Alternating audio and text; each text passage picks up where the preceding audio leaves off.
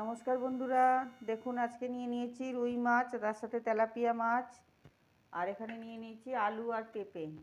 তো আমি আজকে বানাচ্ছি আলু পেঁপে দিয়ে রুই মাছের ঝোল।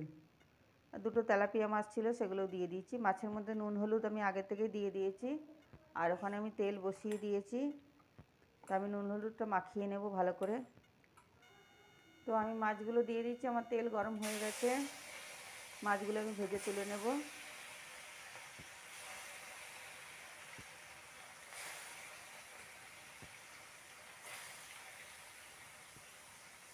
মাছগুলো সব দিয়ে দিলাম, এবার মাছগুলো ভেজে তুলে নেব।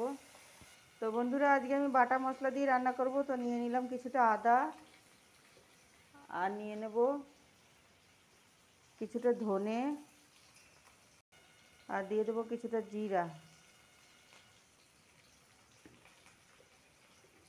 দিয়ে দেবো কিছুটা কাঁচা লঙ্কা, আর দিয়ে দেবো 4টে শুকনো লঙ্কা। একটু জল দিয়ে দেবো এটাতে, দিয়ে আমি এটা পিষে নেব। তো দেখুন আমার মশলাটা বাটা হয়ে গেছে, মাছগুলো আমার এখানে ভাজা হয়ে গেছে, তুলে নেব।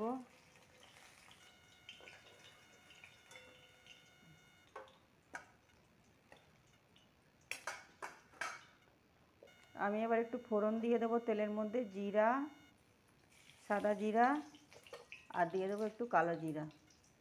যেহেতু আমি এটা পেঁপে দিয়ে রান্না করছি, তো কালো জিরা আর জিরা ফোড়ন দিলে গন্ধটা খুব ভালো হয়। তার দিয়ে দেবো কিছুটা আলুটা ভেজে নেব আগে, তারপরে পেঁপেটা দেব।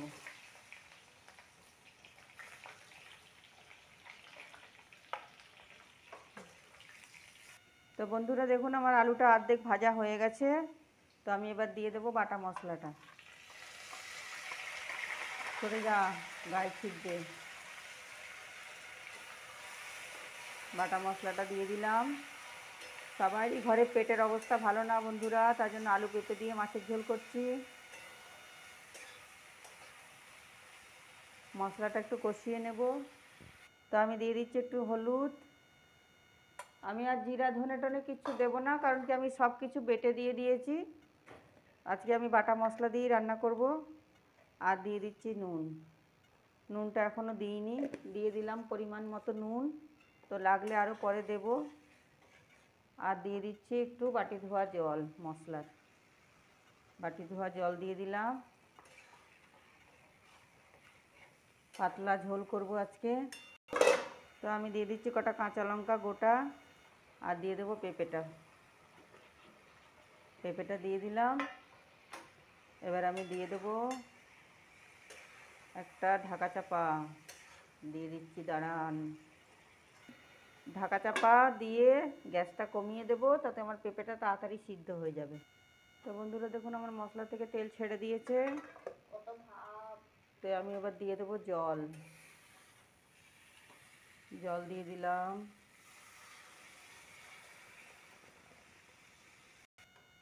তো দেখুন আমি জল দিয়ে দিয়েছি। জল দেওয়ার পরে আমার নাতনি আবার বলল, দিদুন বড় বড় করে টমেটো দিয়ে দাও। তো টমেটো কটা দিয়ে দিচ্ছি, একটা টমেটো। আবার কিছুটা কুচি করেও কেটেছে আমার নাতনি, কটা কুচি করে টমেটোও দিয়ে দিলাম। দিয়ে গোটাটা দিলে আমার নাতনি খুব ভালো খায়। আর আমি মাছগুলোও দিয়ে দেবো একসাথে, দিয়ে এরপরে সিদ্ধ হয়ে গেলে আমি নামিয়ে দেবো। আলুটা সিদ্ধ হয়ে গেছে, পেঁপেটা একটু বাকি আছে। পেঁপেটা সিদ্ধ হয়ে গেলে একটু ধনেপাতা দিয়ে নামিয়ে দেবো। কারণ আমাদের ঘরে সবারই এখন পেটের গন্ডগোল চলছে, তার জন্য পাতলা ঝোলই করলাম, পেঁয়াজ রসুন ছাড়া। রোজই পেঁয়াজ রসুন দিয়ে রান্না করতে খেতে ভালো লাগে না, তাই আবার দিয়ে দিলাম একটা ঢাকা চাপা। ওটা হয়নি। তো বন্ধুরা দেখুন আমার মাছের ঝোলটা হয়ে গেছে। আমি ঢাকাটা ফাঁক করে দিয়েছিলাম, তার জন্য আমার ঢাকায় এক ফোঁটাও তেল ওঠেনি।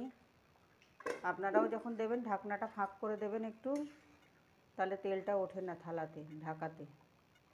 তো এখন দিয়ে দেবো আমি খানিকটা ধনেপাতা কুচি করে রাখা, দিয়ে আমি মাছের ঝোলটা নামিয়ে নেব।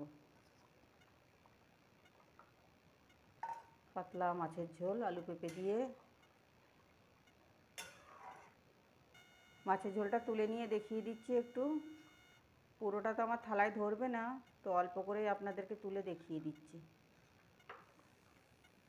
গ্যাসটা বন্ধ করে দিলাম।